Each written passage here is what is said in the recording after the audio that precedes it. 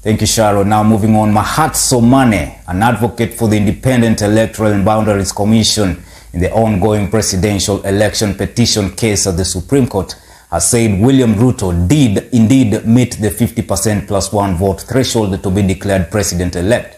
Somane was making his submission on Thursday, dismissed claims by Azimio la Umoja One Kenya coalition party leader Raila Odinga, the main competitor in the case, that Ruto did not attain the 50% plus one requirement. In his petition, Odinga and his running mate Martha Karua claimed, among other things, that Ruto was not validly declared president-elect since he did not meet the 50% plus one threshold, and that Chebukati's declaration is invalid and null and void. Millicent Luamba brings us the full report. Mr. Gumbo. Question.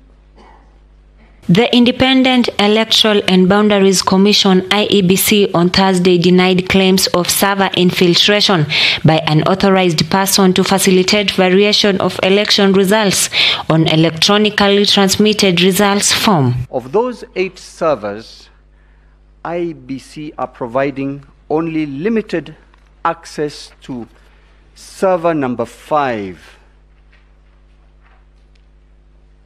I have mentioned with every passing second, an opportunity for the court and ourselves is being lost.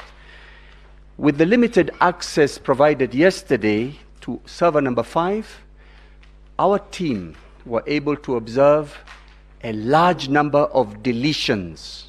So we suspect and we are concerned that the delay on the part of IEBC is to delete vital data, and when finally time runs out, not to provide the information that we require or provide logs that have no use to anybody. So we are requesting that the court direct further that access, forensic access, be provided to all 8 servers. Responding to claims that forms transmitted as JPEG were edited and uploaded on the Commission's public portal as PDF documents after being doctored, lawyer Mahat Somane said the argument by the lead petitioner, Raila Odinga, was misleading. My role today here is to take you through the numbers. I will take you through the numbers. The numbers will be running on the screen.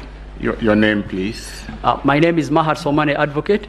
My name is Mahat Somane, advocate. I'll take you through the numbers as relates to the petition that has been filed. I will also give you an audit trail of mechanism which the court can use to measure the petition. The first question that I'll answer today relates to the question that has been put to us. And the first one is whether the postponement of gubernatorial elections in Kakamega and Mombasa counties, parliamentary elections in Kitui Rural, Kachaliba, Rongai and Pokot South constituencies, and electoral wards in Nyaki West, in North Imenti, and Kwanjenga in Embakasi resulted in voter suppression. The allegation of voter suppression due to postponement of these elections is not a question of hypothesis. It's a question of fact. It's a question of numbers. What I have done is we have gone through the numbers to give you a comparative data on whether the same is true. The first one, as it relates to Kitui Rural, we have gotten the data for the constituencies in Kitui. Your Ladyship, if you look at the constituencies for Kitui, the voter turnout for Kitui Rural was 60.29%. So for us to actually make a comparative data and analysis to actually see whether there's been voter suppression, we look at the constituencies nearby and see the data we are getting from the constituencies nearby, whether the inference can be made by this court that there has been voter suppression. To those, so I have answered. So to the question that the court put out on the comparative data, the answer is there was no voter suppression in those places. Senior Counsel Kamau Karori has already explained on the reasons why those elections was not held. There was nothing premeditated about those elections, not holding those elections. Reasons have been given in the affidavits of the chairman Wafula Chebukati and Marjan Hussein Marjan. So to that allegation, we want to show the court the petitioners have a hypothesis. We have provided the data to the court to actually aid the court to come to a conclusion. He said the Kenya Integrated Election Management System KIEMS kits deployed to over 46,000 polling stations had an onboard imaging software that automatically transformed images of forms taken into PDF before transmission to the central server infrastructure, describing it as military grade, saying it was designed to operate on a blockchain system, making it impenetrable. Somen told the court the server was also equipped with a verification mechanism that ensured the serial numbers of forms from specific polling stations are valid before they are admitted into the portal. To buy the patent of this technology, that a JPEG of handwritten document can be converted to CSV, amended, on a form that has signatures and watermark, and converted back to PDF and uploaded. If such technology exists, we actually want to buy its patent. It's actually impossible to do that. And that is why all of the forms that have been submitted, the only thing that can be done is you have to just look at the tally numbers and try to use Photoshop to change the tally numbers. You can't do that, because the verification process has 8 stages. This form is widely available from the village to the NTC, that for someone to say that, oh, my 34A has been tampered with, it's impossibility.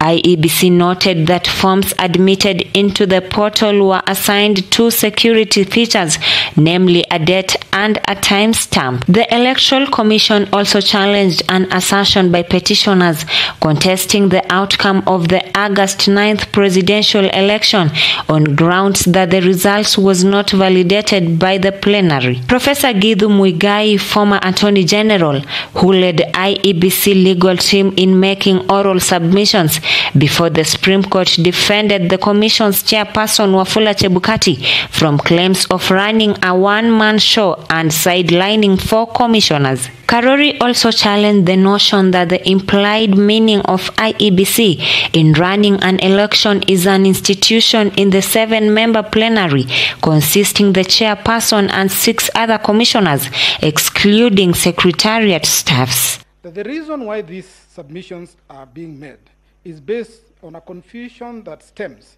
from a misunderstanding of the nature and character of the Commission and the interplay between the Commission, the functions bestowed on the Commission, and those cast upon the chairman of the Commission.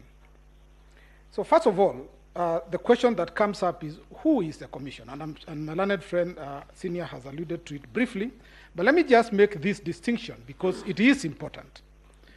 The Commission, IEBC Commission, is established like all the other independent commissions under the provisions of Article 250 of the Constitution. He affirmed that Article 138 of Chapter 10 was specific on who bared the role of declaring the presidential election results, and that in doing so, the chairperson would work with staff of the Commission and not commissioners exclusively.